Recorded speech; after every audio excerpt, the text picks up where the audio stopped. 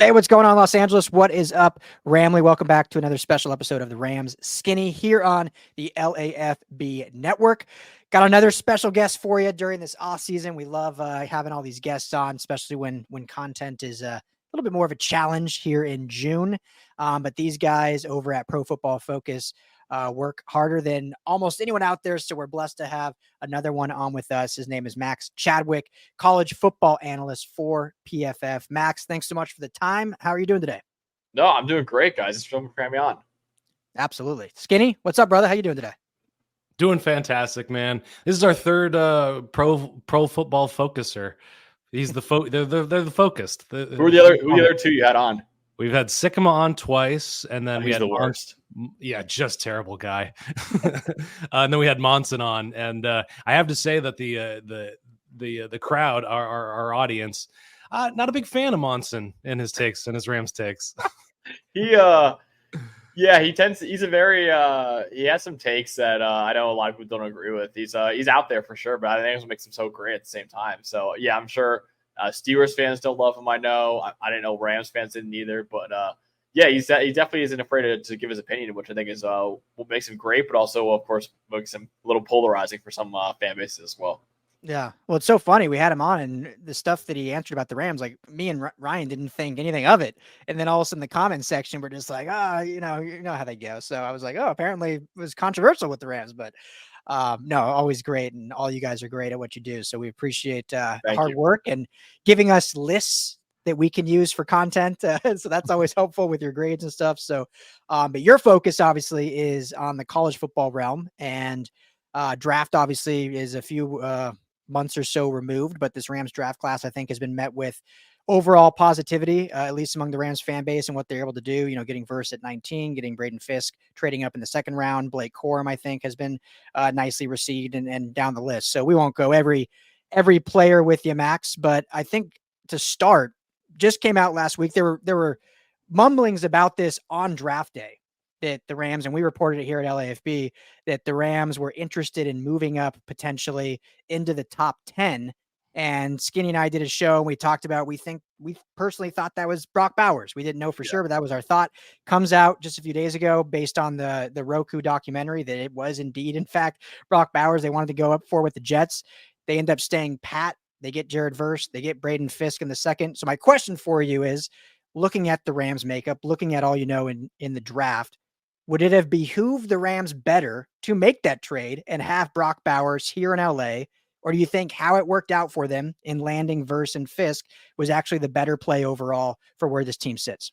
Yeah, it's a really interesting question, because if you asked me who the best football player in the 2024 draft was, it was Brock Bowers, in my opinion. I think he's the greatest tight end we've ever seen in college football, and he's certainly up there for the greatest tight end prospect we've ever seen as well. So I think he's definitely worthy of being a top 10 pick, and obviously it makes a lot of sense why a guy like Sean McVay, who innovative offensive genius he is, would do really well with a guy like Brock Bowers, who's just kind of a chess piece. You know, calling him a tight end is kind of a disservice. He's just a chess piece for an offense to use out there, really.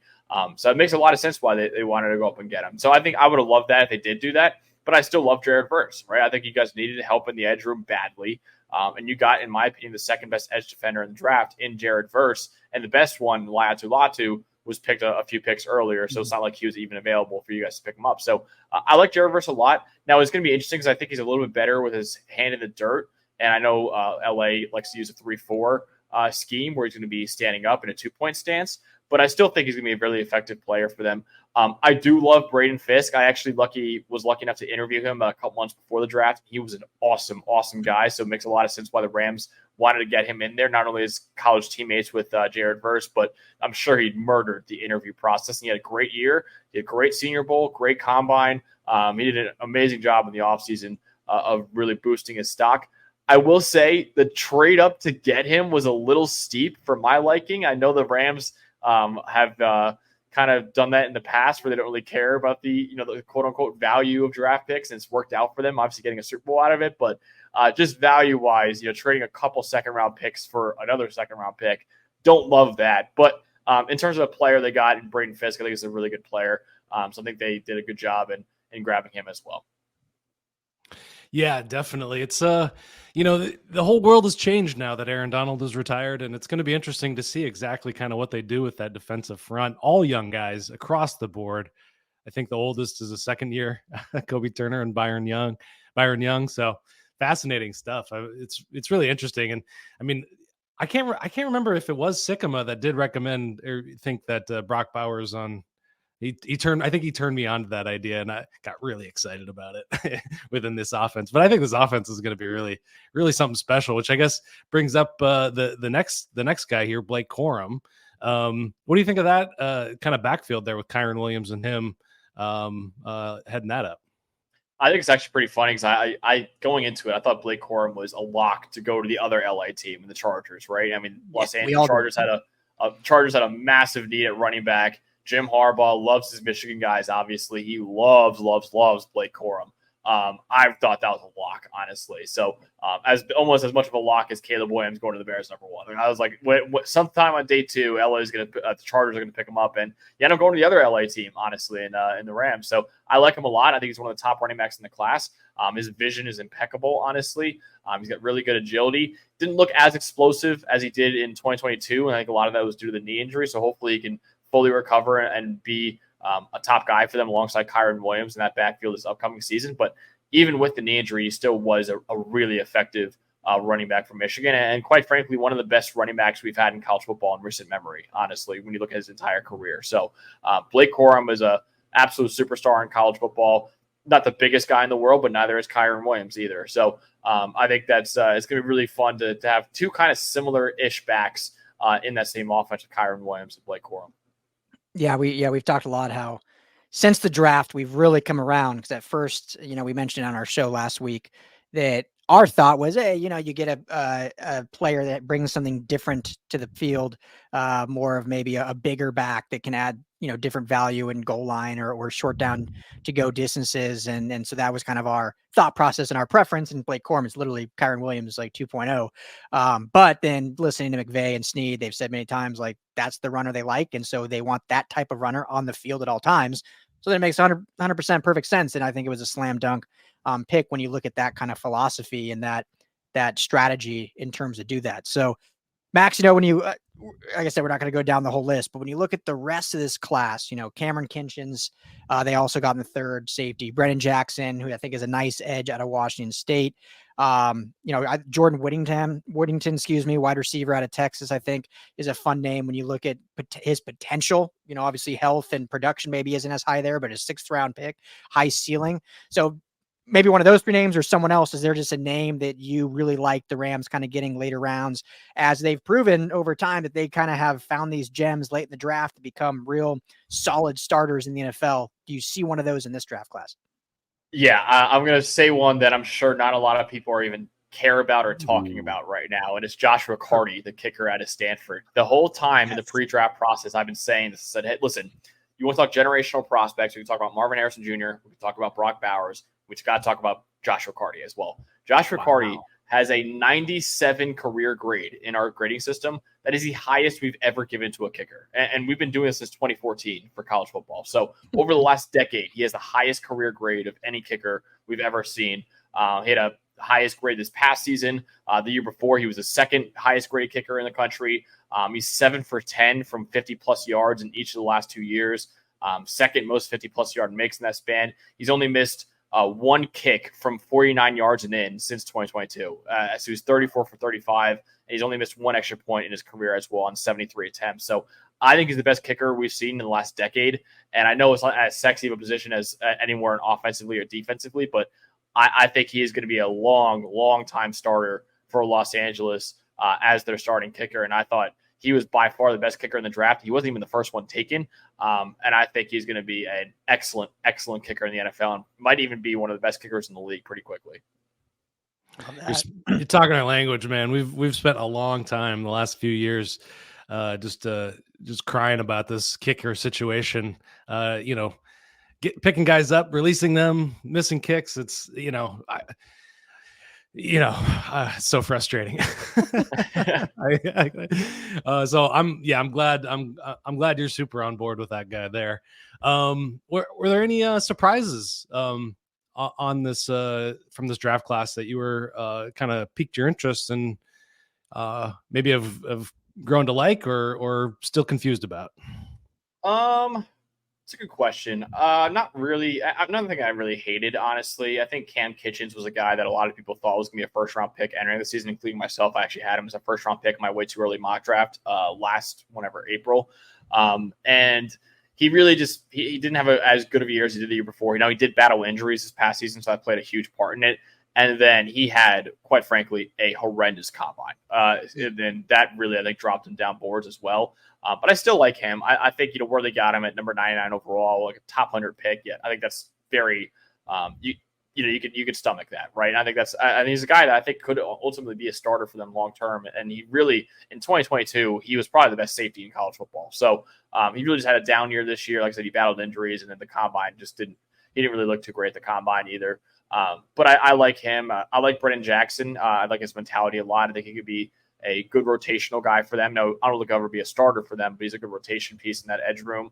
Tyler Davis is a really productive player at Clemson for a few years now. Again, I think he's more of a rotational piece, but I think he's a great run defender. I think he will add a lot to that defensive line that can use some help, obviously after losing the greatest probably defensive player of all time in Aaron Donald.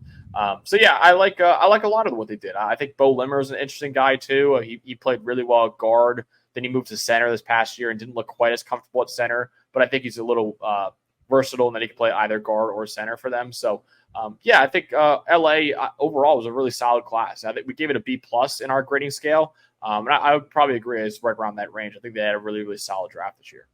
Yeah, Max, when you look at, I don't know how closely, obviously you cover the whole league and cover just, college football, which is a behemoth to try to get all these prospects and looks. So, so much work goes into that. But when you look at the Rams draft strategy specifically, and again, you probably haven't had to deep dive, but it's a pretty national story, the F them picks mentality and kind of just how they've built their roster, just very differently than the rest of the NFL.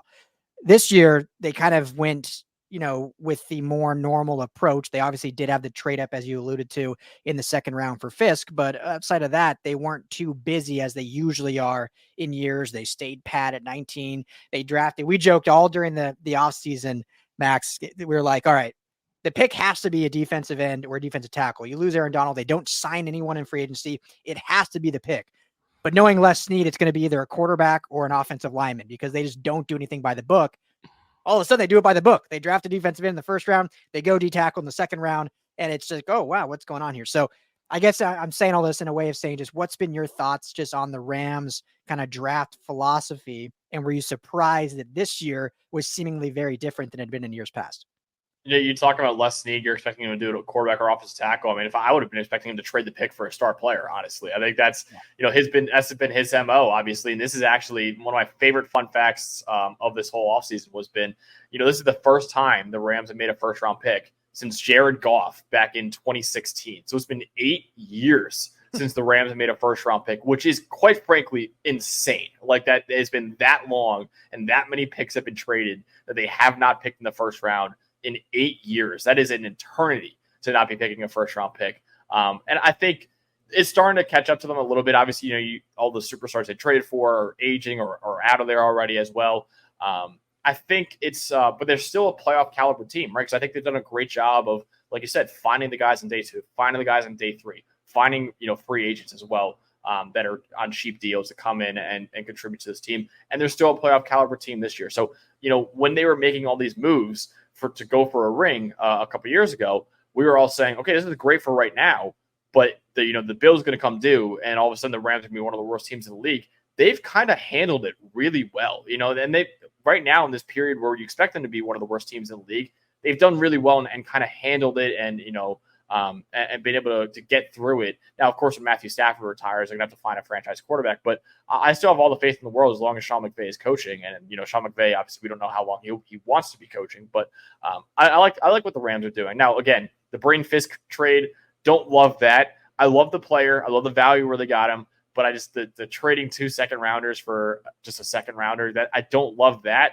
But that's kind of what Les Snead has done, right? He's never been by the book. He's never cared about the analytics of trading draft picks, which, of course, we at PFF really value draft picks. And Leslie kind of goes against that a little bit, but it's also worked out for him as well. So yeah, it's hard to say, because obviously it's a double-edged sword sometimes when they're getting great players, but they're trading a lot of assets to do it. But I do think they've done a good job of, like I said, handling the bill that has come due now, and they're doing a good job of kind of making their way through the adjustment period they have from being one of the best teams in the league to still a playoff caliber one, when a lot of other people thought they would be one of the worst teams in the league by now. We're pretty convinced that we're taking the over 8.5 wins for the Rams this year. What do you think from the outside looking in? That's a good question. Yeah, good question. I think I don't know, and I don't want to become a Sam Monson, have all your listeners hate me here. I think I'm going to predict the Rams to finish 8th in the NFC, so right outside the playoff window for them. I do think that the Bears are going to end up stealing a spot this year as well. The Rams, I think 8.5. I think it's the perfect line. Actually, in our power rankings tool, we have the projected win total based off a lot of simulations, and it's exactly 8.5 wins. So I think it's a perfect line for Vegas. And if I'm making betting advice, I would say do not bet on that line, because I think it's as perfect as you get for the Los Angeles Rams. But yeah, I think 8.5, I can go above that. Yeah, I think they got some really talented players. I love what they did on the defensive line, handling the loss of Aaron Donald. And you got Cooper Kupp, you got Puka Nacua, you got a healthy Matthew Stafford. Yeah, I like and Sean McVay drawing up plays, obviously, in a great run game too. I think 8.5 is right around the range, I would say, for them. And I think they're right on the edge of being a playoff team. And if I had to predict it right now, I'd probably say that LA just misses out in the playoffs. But it is really, really tight with them and the Bears right now, in my opinion. Yeah. I mean, Vegas seems to know what they're doing with betting lines. I think it's like they've done it before, so they're usually pretty good at that. Yeah, we like the over, but it's going to be an interesting season. I mean, we've talked a lot that the defense, there's just so much newness. Obviously losing Donald, but losing your DC, losing your assistant, defensive coach in Jimmy Lake, going with Raheem Morris. So, not necessarily a new system, but a new guy calling the plays, new coaches on staff. A lot of new players, a lot of new faces. So it's just so much newness what they're going to be. But obviously the offense has a ton of talent, and they still have the hierarchy of McVay, Stafford, Kupp, like you alluded to. So one more draft question for you, Max. Not to put you too much on the spot, we don't have to get too specific. But when you look at this undrafted free agent class, the Rams seem to, a lot of teams do, but seemingly have been able to find pretty good talent from their UDFAs and usually get one or two that end up making the roster.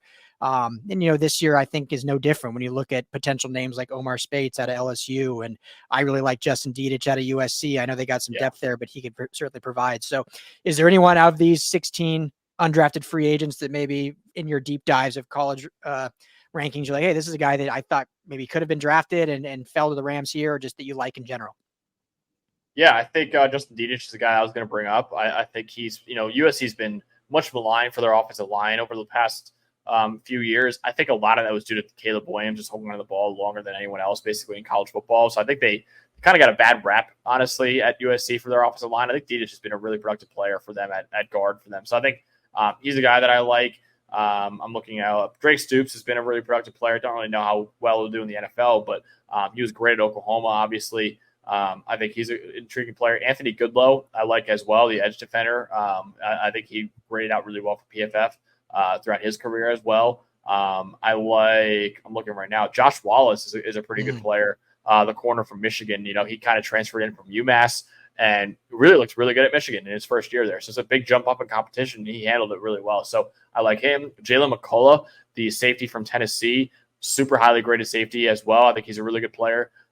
Kenny Logan Jr., another safety out of Kansas that I think is really good as well. So yeah, there's a few guys that I think are really solid players. And obviously, when you're talking about undrafted free agents, you're going to have to make an impact on special teams. If not, you're not going to make the team probably, right? So all those guys I just mentioned are going to have to contribute on special teams most likely. But I think there's multiple of those guys could definitely do that and maybe make the 53-man roster. We'll see.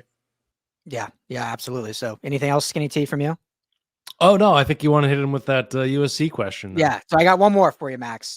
This is obviously a Rams show, but we cover all LA football, and USC obviously being one of those. So I can't remember if it was on your show or on another show, but I just saw recently a quote from you talking about Jonah Monheim, who's moving to center this year. And I think I'm paraphrasing, but mentioned he's something like the most underrated returning offensive lineman in the country, or one of the most underrated. So I was just curious to know, I think there's a lot of unknown with Monheim. I think from what I've seen, I'm at spring practices, and from what I've heard from coaches, he's made the transition extremely well.